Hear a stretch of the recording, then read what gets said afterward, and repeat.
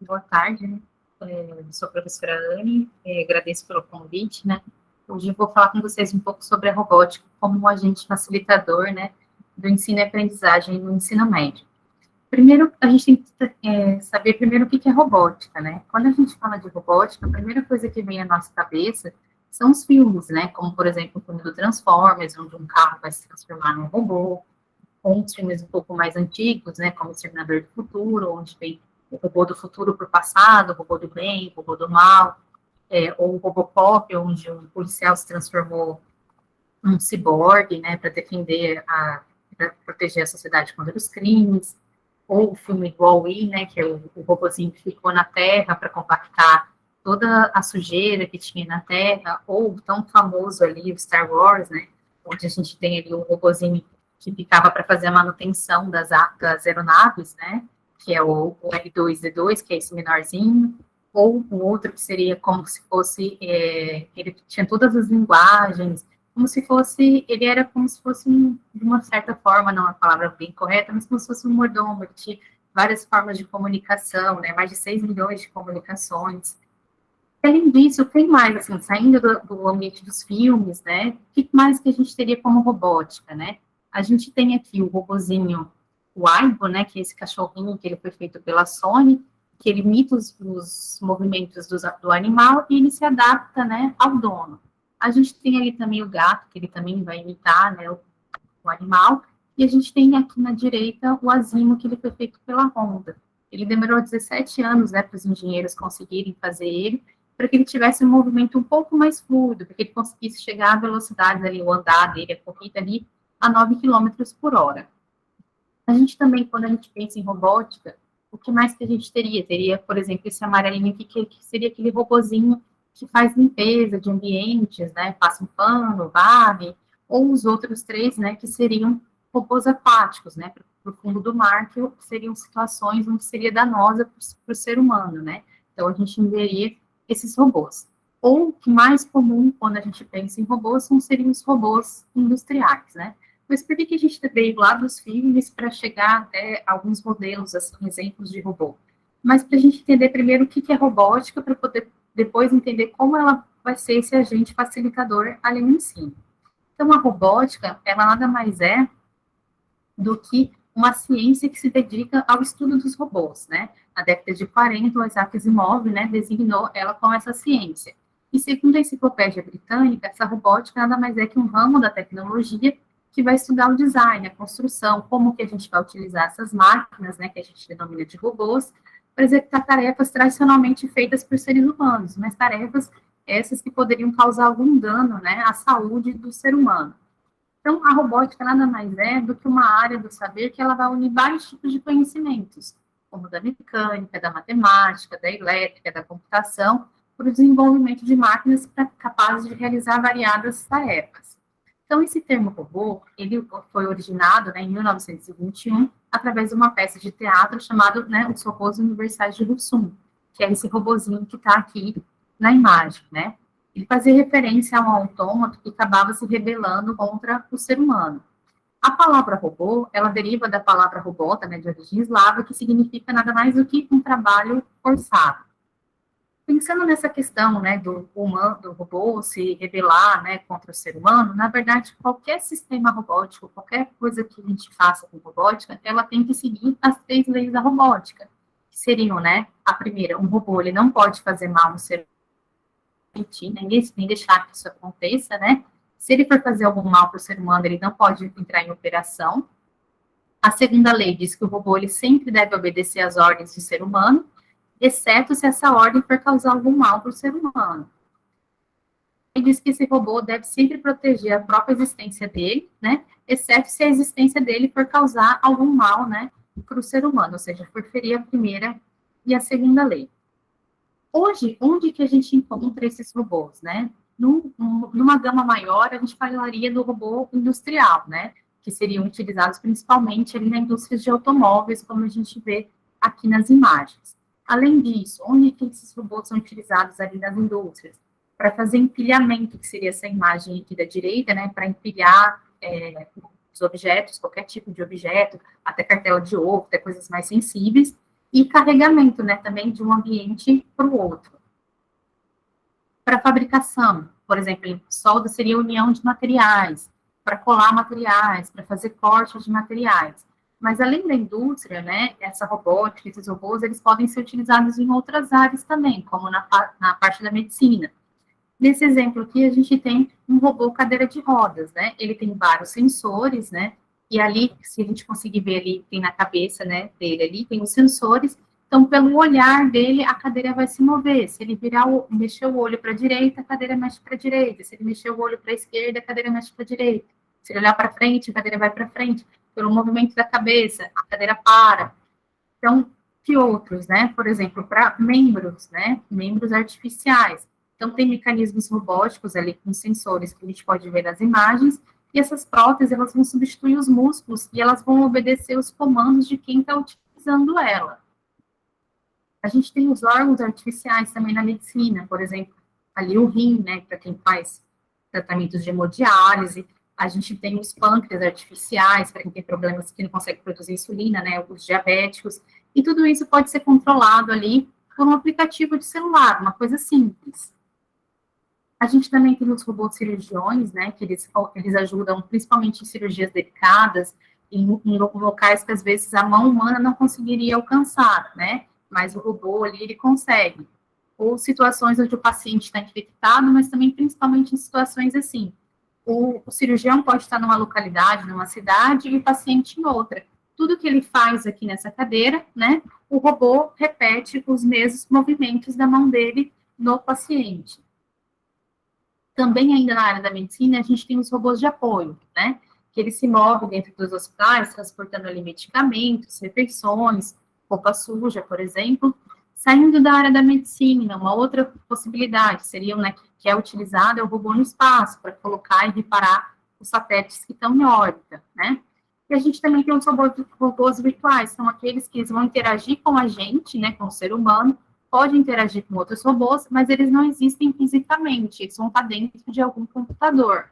Como, por exemplo, começando aqui da direita para a esquerda, a gente tem as cancelas, né, dos estacionamentos, aqui na imagem central a gente tem os caixas eletrônicos, e aqui na esquerda a gente teria, por exemplo, cidades onde tem metrô, tem trem, né, para poder pegar os bilhetes ali e os passos de acesso. Chegando até os robôs mais parecidos com a gente, assim, as feições mais parecidas ali com o ser humano. A gente partiu ali do Asimo, como, por exemplo, eu comentei ali no começo, que seriam essas imagens da esquerda, né, de robôs parecidos com ele e ele, até os robôs que nós temos hoje, que o mais comum, a mais conhecida ali em cima, que é a robô Sofia, né, que ela faz as microexpressões que ela consegue simular, né, e fazer as microexpressões faciais que a gente faz. Aí a gente tem o CAM, que é aqui embaixo, e o mais à direita aqui, o Geminoid DK, que ele foi feito exatamente a semelhança, né, do cientista que o projetou. A gente veio lá, então, da robótica, lá desde a época da parte dos filmes, né, até chegar onde eles são utilizados, no conceito, mas qual que é a vantagem da gente aliar essa robótica no projeto do ensino escolar, né? Então, na verdade, uma das vantagens que a gente pode ter é transformar a aprendizagem em algo inovador, tornando bastante acessível os princípios de ciências e tecnologias aos nossos alunos, permitir eles testarem equipamentos físicos, né, que os estudantes aprendem utilizando programas que simulam situações do mundo real, ajudar a superar, né, o limite de comunicação, fazendo com que o aluno consiga verbalizar os seus conhecimentos, expressar, né, falar mesmo suas experiências e desenvolver sua capacidade de argumentação. Desenvolver o raciocínio e a lógica na construção dos algoritmos, ou seja, fazer essa programação para que aquilo chegue naquele objetivo final dele, e favorecer principalmente a interdisciplinaridade, ou seja, promover a integração de conceitos dos conteúdos que ele consegue pensar com matemática, física, eletrônica, mecânica, arte, e todas as outras, né, química, biologia, né, e fazer essa interdisciplinaridade dentro com a robótica. Mas, afinal, né, o que é essa robótica ali educacional? De acordo com Zilli, né, ela é uma ferramenta pedagógica que possibilita para nós, professores, demonstrarmos na prática os conceitos e teorias, né, abordados em sala de aula, que pode proporcionar ao aluno uma maior motivação para participar dessas aulas, ocasionando uma melhora, assim, no processo de aprendizagem. A mesma também se trata de uma área multidisciplinar, capaz de abordar diversas disciplinas em uma mesma aplicação prática, expondo o estudante a uma gama enorme ali, de experiências e aprendizagens. Mas vendo isso, né, o que é a robótica, como que ela pode, que benefício que ela pode trazer, o que é a robótica educacional, mas então, realmente, como que a robótica vai ser esse agente facilitador do ensino-aprendizagem, do ensino médio? Então, na verdade, é o seguinte, né, a robótica nada mais é do que a tecnologia que vai ser utilizada como essa ferramenta educacional para colaborar no ensino e auxiliar na aprendizagem dos alunos. Então, atribuindo esse uso da robótica educacional nas disciplinas, como comentado, para os alunos. Como que a robótica, né, vai ser essa ferramenta? Ele vai poder exercitar a criatividade, estudar, praticar os conceitos relacionados a diferentes disciplinas. Para alguns exemplos, por exemplo, na disciplina de física, a gente pode aliar, né, a robótica ali para explicar um conceito de movimento uniformemente variado, de uma força resultante, de uma normal, de um atrito, de aceleração da gravidade, conceitos de massa, peso, velocidade, espaço e tempo. Numa disciplina de matemática, o cálculo do intervalo de tempo, deslocamento e velocidade, trigonometria, análise de formas geométricas. Para português, como elaborar um relatório, as discussões, né, de como fazer aquele projeto. Na área de informática, como que ele utiliza um programa de computador, um navegador para a internet. E, para utilizar essa robótica educacional, muitas vezes a gente acaba utilizando de kits, né, de robótica. Eles podem ser utilizados para essa robótica educacional e eles podem ser classificados, né, de duas formas, né, kits comerciais. Que kits comerciais seriam eles? Eu trouxe um exemplo que seria aqui o kit Lego, né, o Mindstorm L3 aqui. Esse kit, ele funciona da seguinte forma, que é essa imagem dele aqui na esquerda é da caixinha e a imagem central é a imagem dele aberta. Nesse kit, ele vem sensores, ele vem polia, ele vem motor, ele vem várias peças. Ele já vem com alguns passo a passo de montagem, por exemplo, a imagem mais à esquerda aqui, a figura central, ele já vem o passo a passo, como montar ele, como programar ele, mas ele também te permite não só fazer o que tem ali já pronto, mas criar coisas novas. Você consegue trabalhar, né, com desde crianças de 6 anos de idade, né, até adulto, você consegue fazer coisas diferentes com ele. Ele utiliza programação de linguagem a objeto, que na verdade nada mais é do que são linguagens em blocos, né? Então, para quem nunca programou, às vezes é uma coisa legal, porque vem umas figurinhas, você consegue ir montando ele assim. Aqui na imagem mais à direita, tem algumas coisas que a gente montou aqui, que a gente utiliza bastante aqui no núcleo de robótica de primavera. Ali tem, por exemplo, a mão, né? Para cada dedo que ele aperta, a mão funciona igualzinho, ela vai apertando ali também. Tem o carrinho, fez o controle do carrinho, uma outra coisa legal que no Lego tem, ele te permite também criar aplicativos no celular para comandar o Lego. Só que, assim, tem todas as vantagens, mas também tem suas desvantagens. A desvantagem dele é o preço. Um kit desse custa em torno de 7 a 8 mil reais. Então, às vezes, na maioria das realidades, ele acaba sendo inviável pelo custo dele em si. Então, que outros tipos que acabam sendo os mais utilizados, né? Os kits com componentes comerciais, que é, por exemplo, aqui, um Arduino, né? Que é o Arduino Uno, que eu trouxe como exemplo aqui, que está na imagem mais à esquerda aqui. Então, aqui a gente tem ele, e aqui na segunda imagem, a gente tem sensores, a gente tem os fiozinhos aqui, que a gente chama de jumper, tem os LEDs, tem os resistores, tem motores, que a gente consegue, com ele, criar várias coisas. Só que, assim, ao contrário do Lego, que ele tem as pecinhas para a gente encaixar e criar as coisas, esse aqui ele não vai ter. Então, a gente vai utilizar, por exemplo, para criar um cenário, como eu trouxe aqui no exemplo, vai utilizar um MDF, você vai utilizar uma sucata para criar algo, você vai utilizar um metal, então você vai ter que utilizar de outras coisas, né, para criar aquela situação. Nessa imagem aqui, a primeira imagem da maquete, que tem uma geladeirinha, um fogão, aqui seria para um estudo, né, de uma aplicação na área da química mesmo, no estudo de gases. Aqui a gente tem um sensor, próximo a essa linha vermelha, a gente tem um sensor aqui, que é um sensor de gás. Então, ao ver vazamento do gás de cozinha, ele detecta. Essa maquete, ela foi enfocada, na verdade, para pessoas idosas, né? A ideia do projeto era para pessoas idosas ou com uma que tinham dificuldade de se locomover, né? Com alguma deficiência, tá? Então, assim, ao vazar o gás, né? O sensor tem toda a programação, né? ele vai detectar esse vazamento de gás. Aqui teriam dois sinais luminosos, né? Se não estava vazando gás, a luz estaria verde. Ao vazar o gás, a luz verde apagaria, acenderia a luz vermelha para demonstrar o perigo. E também tocaria, tem um buzzer ali do lado, né? Uma sirene. Seria uma sirene que tocaria um alarme ali para a pessoa também saber que está tendo um vazamento de gás. Também tem aqui um controle de luminosidade. A lâmpadazinha, ela funciona por palma, né? Que é aquele sensor que está do lado da geladeira ali, na imagem, né? Que no toque numa palma ela acende e na outra ela apagaria a luz. E do outro lado a gente tem um sensor ali, um azulzinho, que é um sensor de temperatura e umidade, só para detectar ali, no caso aqui seria só mesmo para monitorar a temperatura do ambiente. E na última foto direita, a gente tem controle de luminosidade também. Então, ao se aproximar para abrir a porta, né, o sensor detecta a pessoa e acende a luz, né, porque aí teria a trava da porta ali, teria uma codificação, se colocaria a senha certa, a porta abriria, né, então acenderia a luz nesse sentido ali para a pessoa. Então, para ficar um pouco mais claro, né, dessa robótica como um agente facilitador, eu peguei um tópico do conteúdo de física, tá, de ondas sonoras. Então, o que é essa onda sonora aí? O som, ela é uma onda, né, que se caracteriza como uma mecânica contra a natureza e longitudinal contra a sua propagação, e tem frequência compreendida de 20 Hz a 2.000 Hz, né, que é o que o ouvido humano consegue escutar. Acima de 20 mil Hz, né, seriam os morcegos, golfinhos, né, que seria lá a onda ultrassônica. A onda sonora ela é considerada mecânica, porque precisa de um meio para propagar, e é longitudinal, porque a direção de propagação dela coincide com a direção da vibração. Dentro do conteúdo de ondas sonoras, que é um conteúdo amplo, eu escolhi só a parte da reflexão do som para poder mostrar aqui um exemplo da robótica como esse agente facilitador.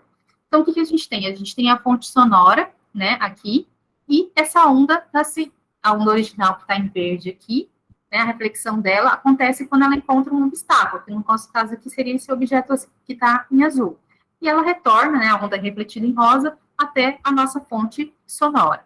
Então, para poder exemplificar essa parte do conteúdo, né, com a robótica, a gente vai utilizar um sensor ultrassônico, né, que ele tem o princípio ali do sonar, que seria o sensor aqui HC-SR04. Então, ele é composto basicamente aqui por um emissor, que é o trigger, e o receptor, que a gente chama aqui de eco, tá? Então, a gente tem um objeto. Esse emissor aqui, ele vai emitir essas ondas ultrassônicas, né? Que ao colidir aqui com o nosso objeto, elas são refletidas de volta aqui até o nosso sensor, que são captadas pelo receptor dele. O sensor vai calcular o tempo que ele decorreu, né, entre essa emissão, chegar no objeto e voltar até o nosso receptor, e com a velocidade da onda, vai calcular para a gente qual é a distância que o objeto está do nosso sensor. Então, esse sensor, ele funciona aqui. Um lado é o emissor, o outro é o receptor, né? A gente tem ali o VCC, onde a gente alimenta ele com 5 volts, tá? O trigger que ele chama aqui é o emissor, né? E o eco que ele está chamando aqui é o receptor. Aqui, ele funciona com 15 miliamperes, ele tem uma frequência de 40 Hz, esse sensor é a distância máxima que ele alcança, que ele consegue detectar é 4 metros, tá? E a distância mínima dele é 2 centímetros. E o sinal dele ali, para essa detecção ali, são pulsos de 10 microsegundos. Então, o circuitozinho, né, para poder exemplificar essa parte do conteúdo, está sendo utilizado ali um Arduino Uno, os jumpers são esses fiozinhos aqui, tá? E o sensor aqui. Então, o vermelho aqui, né, o VCC dele está ligado no mais 5 volts no Arduino, o GND dele no GND, e aqui o trigger dele, que é o emissor, na porta 8, né, que é o verde, e o eco dele aqui na porta 9, que é o receptor dele. Aí aqui tem a montagem, né, do circuito, que só está colocando a mesma montagem anterior, né, colocando o VCC nos 5 volts.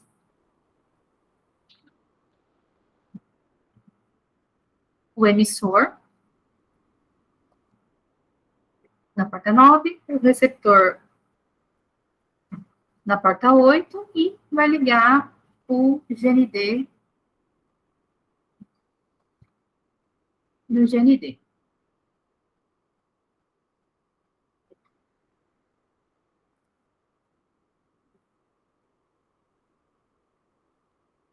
ele poder medir essa distância, né, a gente teria a programação ali. Primeiro a gente inclui, né, chama aqui essa biblioteca do sensor, define os pinos que a gente colocou ali na montagem, né, o trigger, lembrando, é o emissor, né, e o eco receptor. E dentro dessa biblioteca do sensor, ele já tem justamente aquele parâmetro que a gente viu, né, aquele tempo, ele vai contar aquele tempo que a onda vai e a onda volta, com a velocidade, né, e aí ele vai calcular a distância que o objeto está do sensor. Aqui, a gente inicializa a porta serial do Arduino, né, com uma taxa de transmissão padrão de 9.600, só que a gente vai criar uma variável distância, e vai dizer que inicialmente ela é zero, para ele saber que ele vai contar, inicialmente é zero, então ele vai contar a qual é a distância que o objeto está do nosso sensor. E essa distância vai receber esse valor e vai mostrar na tela para a gente qual é o valor dessa distância. E quando a gente fala que ele vai esperar um segundo entre uma medição e outra.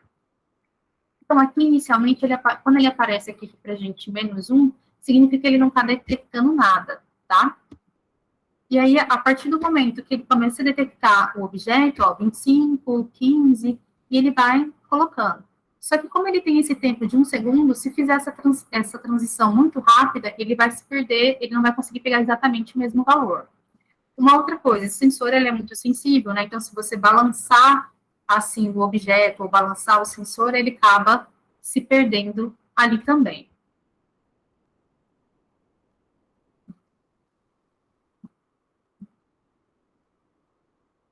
Essa atividade aqui, acho que acabei colocando aqui também explicando onde que ela poderia ser aplicada, porque não adianta só a gente colocar o conteúdo, colocar, né, a tecnologia a robótica ali para melhorar esse aprendizado, mas não falar para o aluno também aonde ele veria isso na vida real dele, por exemplo. Então, aqui, para que a gente poderia utilizar isso aqui? Para fazer medição de nível, por exemplo. Num caminhão onde coloca combustível, por exemplo, que leva o combustível até o poço, como no trajeto o combustível ele acaba balançando muito, outros tipos de sensores não conseguem detectar o nível. Então, esse tipo de sensor, ele é colocado por cima porque ele consegue, pela distância, né? Essa distância, ele consegue fazer essa medição de nível.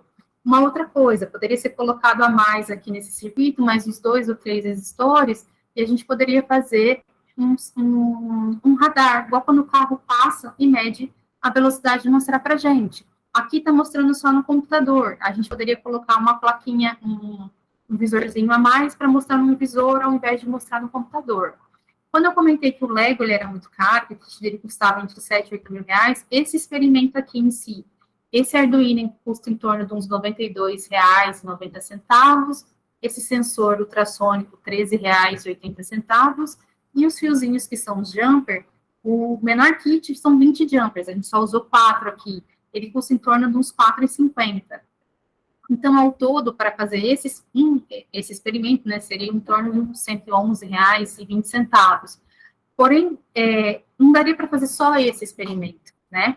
Além disso, igual eu falei, poderia ser feito o radar depois, que o radar apresentaria três resistores, cada resistor custa 10 centavos, 30 centavos a mais. Mas, além disso, o que mais poderia ser feito com o mesmo, né? A gente poderia ter colocado um motorzinho e fazer um sonar, que também está dentro da reflexão da onda, dentro do mesmo conteúdo, a gente pode acrescentar, né, com o mesmo sensor, pode ir acrescentando ali outros experimentos para melhorar essa aprendizagem ali do aluno. Só que todos esses, pela BNCC, né, a gente precisa incorporar essas novas tecnologias dentro ali do aprendizado. Então, todos esses que eu citei, esse que eu mostrei, os outros experimentos que eu citei, todas elas estão levando essas habilidades aqui que a BNCC pede, tá? Que é a 301 e a 307, que é para construir questões, elaborar hipóteses, previsões estimativas, empregar instrumentos de medição e representar e interpretar modelos explicativos, dados e resultados experimentais para construir, avaliar e justificar conclusões no enfrentamento de situações e problemas sob uma perspectiva científica. Analisar a propriedade dos materiais para avaliação e adequação do seu uso em diferentes aplicações, industriais, cotidianas, arquitetônicas e tecnológicas, e propor soluções seguras e sustentáveis considerando seu contexto no local e cotidiano. Uma outra aplicação desse aqui também, desse mesmo experimento ali da distância, são para sensores de estacionamento, como, por exemplo, em shopping, por exemplo, marcar se tem vaga ou não, né? Seria o mesmo princípio. E aqui tem um pouco do relato de experiência, né, de coisas que a gente já fez sentido, né. A gente fez um projeto de extensão, né, com umas escolas estaduais parceiras nossas, justamente para isso, para incorporar a robótica como agente facilitador, mas nesses cursos que a gente deu, a gente também deu ênfase nessa parte da programação, né, ensinar cada uma daquelas partes da programação, como gerar aquela programação.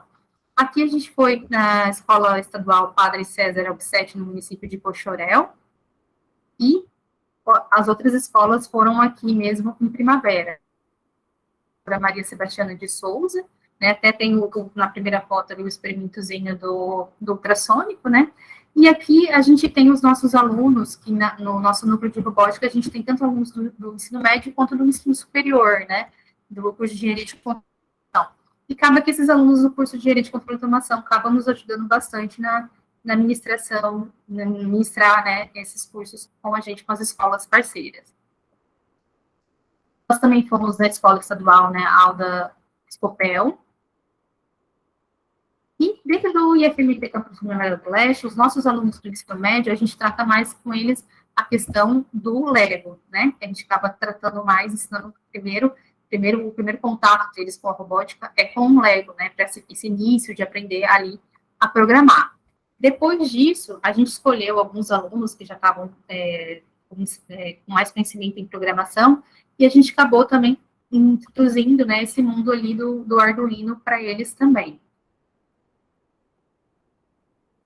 Então, dentro desse relato de experiência, o que a gente conseguiu ver, né, fazendo esses projetos de extensões que a gente vem fazendo, que a gente faz desde para o ensino médio e para o ensino fundamental também.